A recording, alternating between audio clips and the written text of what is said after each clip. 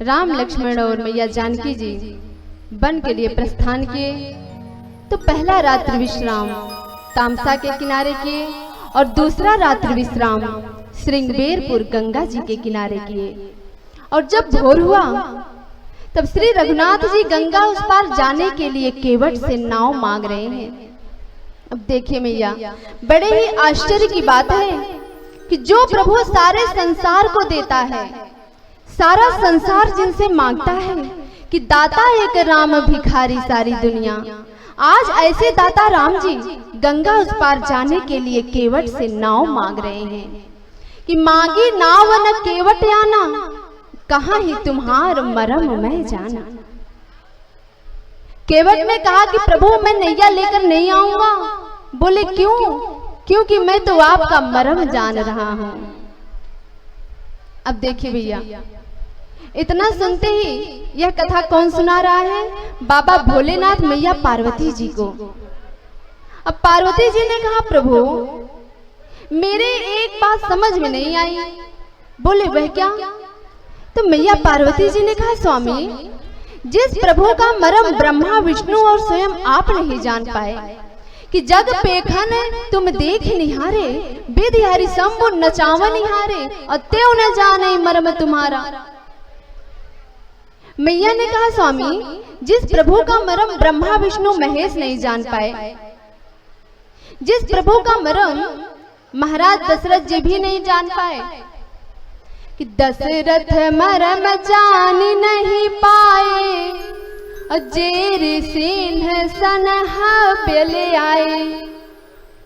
जिस प्रभु का मरम मैया कौशल्या जी भी नहीं जान पाई कि मरम कौशल्या कबहु न भाखा, जिन्ह नव मास गर्भ मह राखा।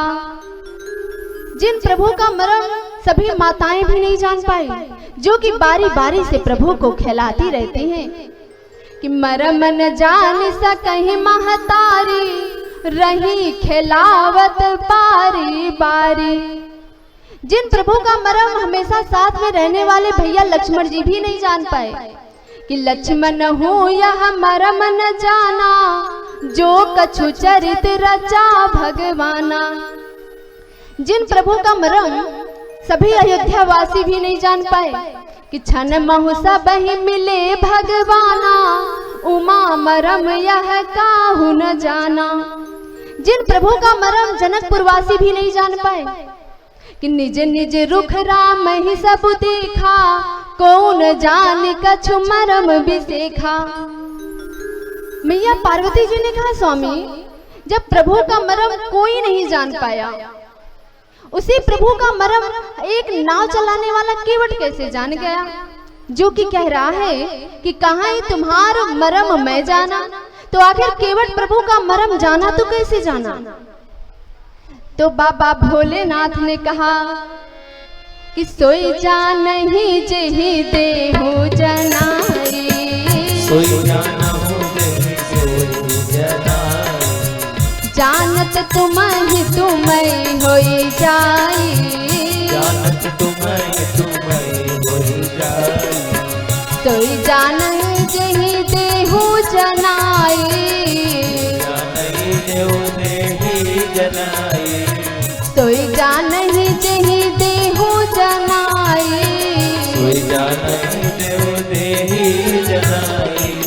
जानत तुम्हें तुम्हें होई जाई, जानत तुम्हें होई जाई, जानत तुम्हें तुम्हें होई जाई, जानत तुम्हें होई जाई। तो बाबा भोलेनाथ ने कहा कि भवानी, सोई जाने ही जही देहु जनाई, और जानत तुम्हें ही होई जाए। अर्थात प्रभु के मरम को वही जान सकता है जिसे हमारे प्रभु जन्माएंगे। और जो प्रभु के मरम को जान गया ना, फिर वह जगत वालों के काम का रह भी नहीं जाता। अरे फिर तो वह जगदीश के काम का हो जाता है, जगदीश के काम का हो जाता है। और जगदीश के काम के कैसे लोग होते हैं मैया? जिसे प्रभु अपने काम के लायक समझते हैं। तो केवट ने कहा कि प्रभु मैं आपका मरम जान रहा हूं, राम जी ने कहा, अरे केवट, तू क्या मरम जान रहा है रे? केवट ने कहा, सरकार, मैं यही जान रहा हूँ कि यह जो आपके चरण में रज लगा है ना, यह कोई साधारण रज नहीं है। बोले फिर? हे नाथ, यह तो मनुष्य बनाने वाली जड़ी बूटी है। हे प्रभु, मैंने सुना है कि आपने अपने चरण से किसी पत्थर को स्पर्श किया और वह तुरंत सुंदर स्त्री बन गई।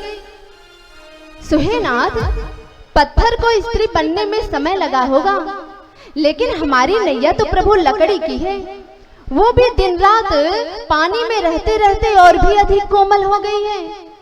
सुहे सरकार, मेरी नैया तो छूते ही स्त्री बन जाएगी।